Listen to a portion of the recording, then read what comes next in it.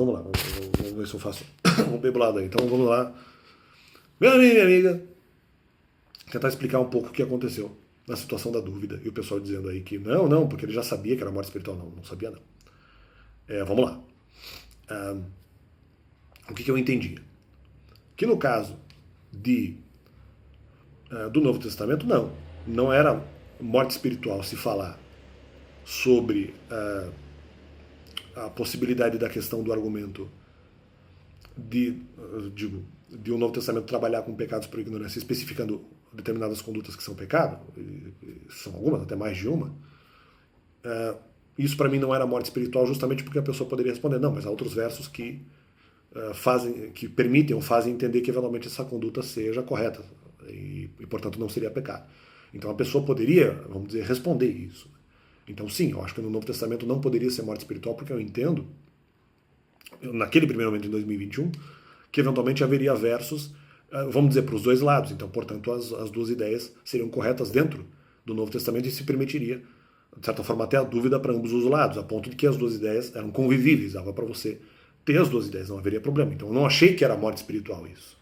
Né? Porque a ideia do Novo Testamento era diferente. Seria, vamos dizer, algo mais próximo de morte espiritual, justamente a questão dos mandamentos, porque seria mais impositivo. Eu não usaria essa expressão morte espiritual, mas seria uma ideia mais plausível, porque aí seria algo impositivo e que só teria uma conduta possível.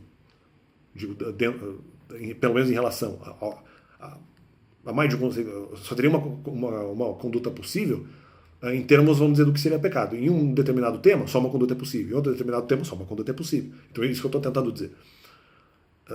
Em relação ao Novo Testamento. É assim que eu pensava. Eu não entendia que simplesmente porque o Novo Testamento diz que, dentro do seu próprio contexto, determinada conduta é pecado, mas ele também diz que a outra é correta. A outra conduta é correta. A conduta contrária seria correta ou seria depreensível, que dá para entender que aquela outra... que o comportamento contrário, nesse caso, seria correto. Então dá para entender isso. Né? Você pode tirar as duas ideias do Novo Testamento e dar a ideia, dá a entender. Né? Então é isso. Esse é o primeiro ponto. Tá.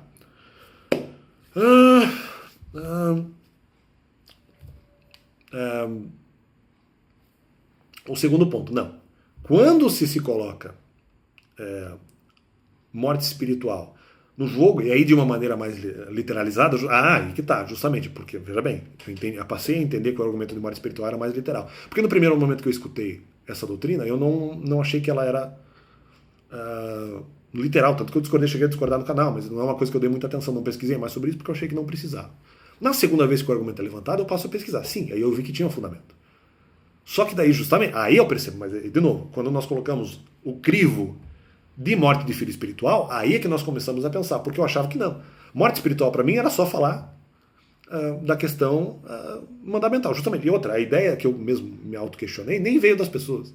Só que eles estão dizendo que eu já me questionei essa ideia desde o começo. Outra coisa, outra crítica, não é verdade, porque as pessoas que falaram do argumento de filhos espirituais contra mim, estranho, né? Porque vocês só usaram esse argumento mais de um ano depois de descobrir os mandamentos. Mais de um ano, quer dizer, né? Então fica estranho quando usaram esse argumento de morte. Então esse é um parênteses, é importante, mas não é nem parênteses, né? Isso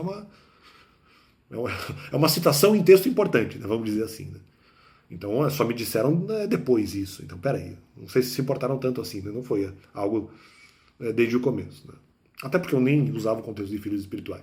Mas de qualquer forma esse argumento não foi dito muitas vezes, ou se de alguma forma foi dito e eu não percebi, antes, de qualquer forma, houve um hiato muito grande até eles usarem esse argumento novamente. Foi só na metade de 2021. Então calma aí. Né?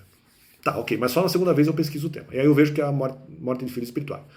Aí que tá. Na verdade, não que eu acho que ainda o Novo Testamento, por conta disso, gere necessariamente morte de filho espiritual por falar do conceito contrário. Mas não que também eu acho que seja, vamos dizer, uma margem muito grande no sentido de permitir também o que eu entendo como ideia geral do Novo Testamento de permitir pecado por ignorância. Não que a ideia geral do Novo Testamento seja pecado por ignorância, mas de permitir isso. Ele permite isso. Claro que óbvio que o Novo Testamento também permitiria uma pessoa que achasse que aquele comportamento é pecado e não agisse daquela forma. Sim, óbvio, até pela própria literalidade. Mas o Novo Testamento também permitiu o contrário. Então essa é a questão, permitir a interpretação contrária. E por isso não era morte espiritual para mim. Porque se ela fosse acusada de pecado, essa conduta aqui é pecado. Não, mas o Novo Testamento não diz isso em todos os momentos. Há pensamento, há como você pensar diferente esse mesmo tema segundo o Novo Testamento para quem é crente. Então, essa era a minha primeira ideia. Vocês também não falaram isso, que era morte espiritual o tempo inteiro, então porque não interessar. Então, vamos lá. Tá. Primeiro, quando eu fico sabendo, aí que tá, quando nós colocamos o critério de morte de filho espiritual, como eu falei, eu não usaria essa expressão, mas é muito mais impositivo com os mandamentos. Quando se coloca, primeiro, sabendo de filho espiritual, que eu também não sabia desde o começo, quando se coloca o critério de morte de filho espiritual, aí é complicado. Porque aí eu passo a saber que eu realmente, justamente, porque eu entendo que a morte de filho espiritual não é apenas um conceito metafórico, que é um conceito, talvez, a partir de certa entidade, cobrável mesmo. Se ele é um conceito mais aí que tá, literal, porque eu pesquisei, veja só. Para mim não era tão literal antes. Tanto que eu nem dei bola pro argumento, lembra? Né?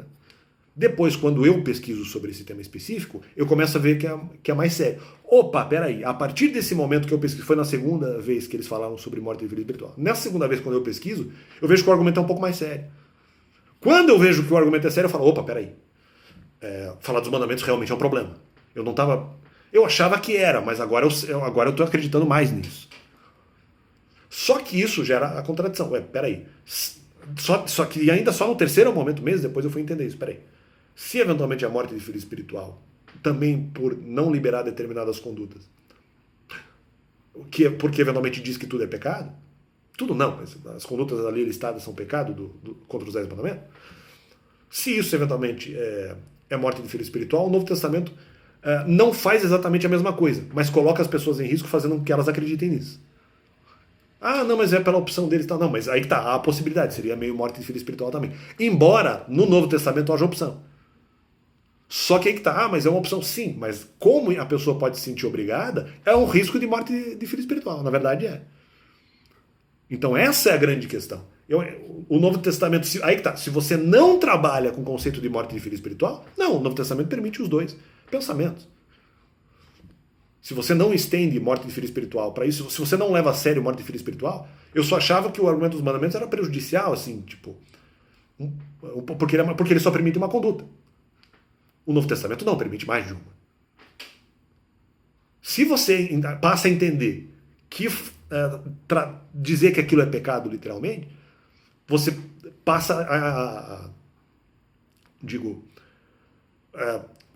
passa-se a entender. Não que aquilo é pecado literalmente, porque já seria pelos 10 mandamentos. Mas isso só seria um problema pelos 10 mandamentos que permitem uma conduta. O Novo Testamento permite duas, então deixa as pessoas acreditarem no Novo Testamento. Se você entende que falar diretamente do pecado era a morte de filho espiritual, porque eu não achava antes, eu não achava que eventualmente haveria contradição, porque para mim o Novo Testamento era só uma forma diferente de pensar, nesse caso. Claro que o Novo Testamento poderia ter os seus defeitos, mas esse não seria exatamente, vamos dizer, o mais grave, então para mim deixava. Não haveria problema, nesse caso, no pecado por ignorância, enquanto a pessoa não cometesse nada realmente grave. Então o pecado por ignorância que não tem efeitos ruins não dá nada.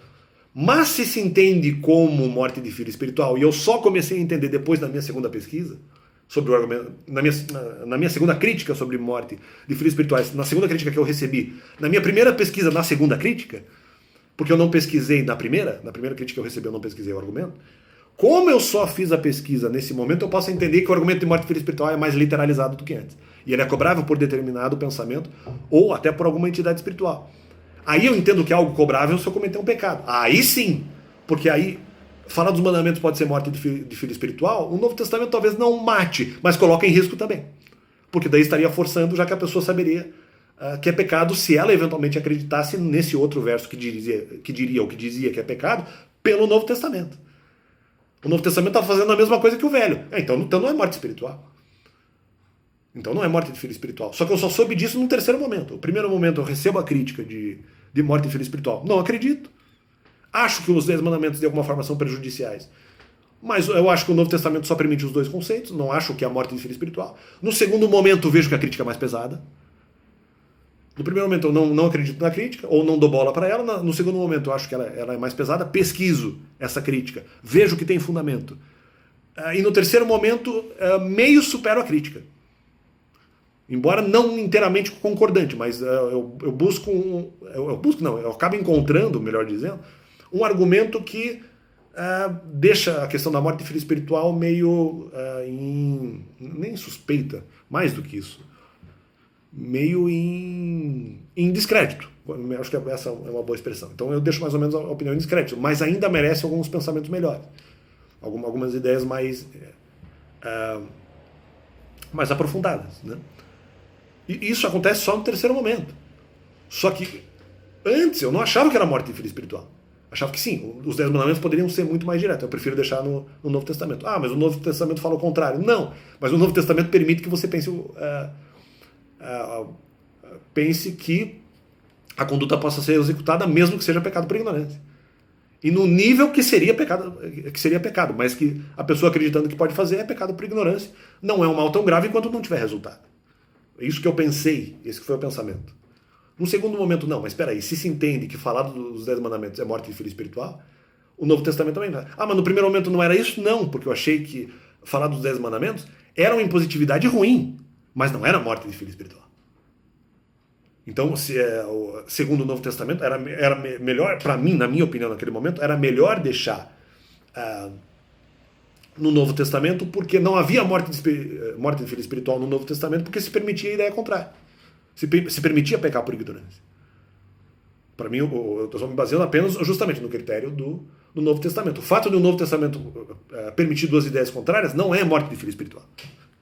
O fato de o Novo Testamento sugerir uma conduta como correta, fazendo a pessoa acreditar que não é pecado, e no final é pecado por ignorância, e dizer que essa conduta da pessoa é errada no mesmo livro, vamos dizer assim, para mim não era uma contradição, porque a pessoa poderia responder e acreditar no contrário ainda, mesmo que ela lesse o argumento literal. Não, mas a Bíblia também diz o contrário. Ela poderia usar esse cacoete. Depois, não. Como, a partir do momento que você coloca morte de vida espiritual, não. Aí eu já não penso dessa forma. A partir do momento que eu passo a acreditar seriamente no argumento de morte de vida espiritual, não. Porque aí eu entendo que o Novo Testamento está sendo impositivo. Antes, não. Mas se não tem morte de vida espiritual, é só a sua opção. São dois caminhos diferentes possíveis. Se você simplesmente mudar de opinião, isso não representa a morte de vida espiritual, por mim são duas opções plausíveis. Só que o Novo Testamento permite um comportamento só. O Novo Testamento não. Então, era essa a questão. Né? Era esse o problema. Né? Então, acho que não. A questão é que o Novo Testamento está colocando em risco. E aí se pode pensar que isso não é morte de vida espiritual, mas é colocar em risco. Só que antes não. Eu entendo que não. Eu entendo que no Novo Testamento se tem as duas condutas. É ruim falar dos 10 mandamentos porque é impositivo, mas o Novo Testamento, quando a pessoa é crente, se permite as duas condutas, se permite os dois comportamentos. Um contrário ao outro. Um contrário ao outro, mas os dois não se autoanulando. Os dois não se anulando. Não, autoanulando seria anular a si mesmo. Não, os dois não anulando um ao outro. Falou, você pensa dessa forma? Não, mas a Bíblia também permite o contrário. Para mim era isso. Eram simplesmente duas, como eu falei no outro vídeo, eram apenas duas opções. Não havia morte de vida espiritual só porque eventualmente os mandamentos seriam mais impositivos e isso geraria algo, talvez, vamos dizer, de alguma forma moralmente errado, ou mesmo até pecado. Não era esse pensamento que eu fiz. Né? Então, no primeiro momento, quando se coloca, não, mas é morte de vida espiritual falar dos 10 mandamentos. Ah, não, mas então o Novo Testamento está fazendo também. Eu só achava que era um pouco perigoso. Que eventualmente houvesse justamente aí a questão da, no caso, morte e vida espiritual. Então, acho que ficou claro. Né? Então é isso aí, valeu.